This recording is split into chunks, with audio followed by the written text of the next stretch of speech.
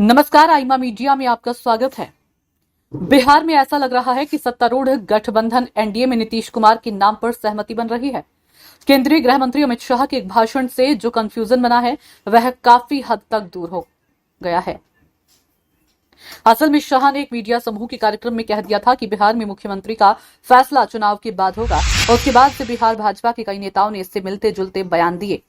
दूसरी ओर मुख्यमंत्री नीतीश कुमार के मानसिक स्वास्थ्य को लेकर भी खबरें आ रही थी और वीडियो में दिख रहा था कि वे चीजें भूलने लगे हैं।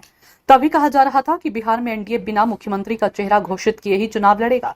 नीतीश कुमार के नेतृत्व में लड़ने की बात बार बार कही जा रही थी, लेकिन उनको सीएम का दावेदार नहीं घोषित किया जा रहा था।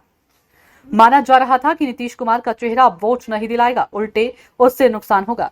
हालांकि नीतीश कुमार की अपनी पार्टी जनता दल यू बार बार कह रही थी कि नीतीश ही मुख्यमंत्री होंगे। उसने 25 से 30 फिर से नीतीश का नारा दिया था। अब भाजपा और दूसरे घटक दलों के सुर भी बदलने लगे हैं।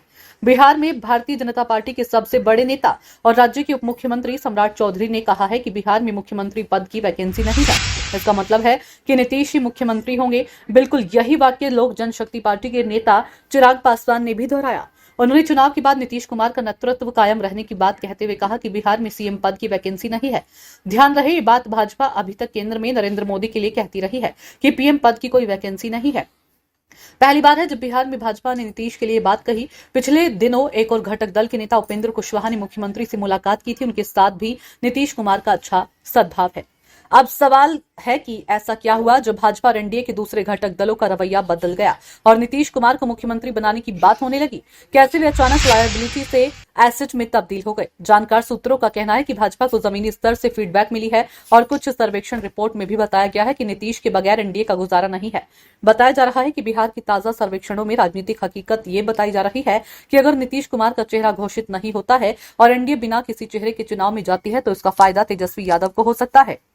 नीतीश का चेहरा नहीं होने पर पिछड़ी जातियां लालू प्रसाद और तेजस्वी की ओर मुड़ेंगे और इसका कारण ये होगा कि भाजपा ने कई प्रयोग किए, लेकिन कोई एक चेहरा बड़ी मजबूती से जनता के सामने नहीं रखा। एक फीडबैक ये भी है कि एनडीए बिना चेहरा घोषित किए चुनाव में गया तो विधानसभा त्रिशंकु हो जाएगी। किसी भी गठबंधन को बहुमत नहीं मिलेगा। भाजपा की अपनी सीटें भी कम होंगी और प्रशांत किशोर कि जनसुराज पार्टी का भी प्रदर्शन अच्छा हो सकता है। तभी कहा जा रहा है कि मजबूरी में भाजपा और दूसरे घटक दलों को नीतीश पर दाम लगाना पड़ रहा है। 29 मई को प्रधानमंत्री नरेंद्र मोदी पटना पहुंच रहे हैं। वे रात में वहीं रुकेंगे और 30 भी कार्यक्रमों में हिस्सा लेंगे। इस दौरान वे नीतीश कुमार के नाम का इशारा किसी न किसी रूप में कर सकते हैं।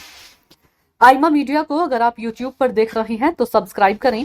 फेसबुक या अन्य सोशल मीडिया प्लेटफॉर्म पर देख रहे हैं तो फॉलो करें। हमें कमेंट बॉक्स में अपने सुझाव अवश्य दीजिए।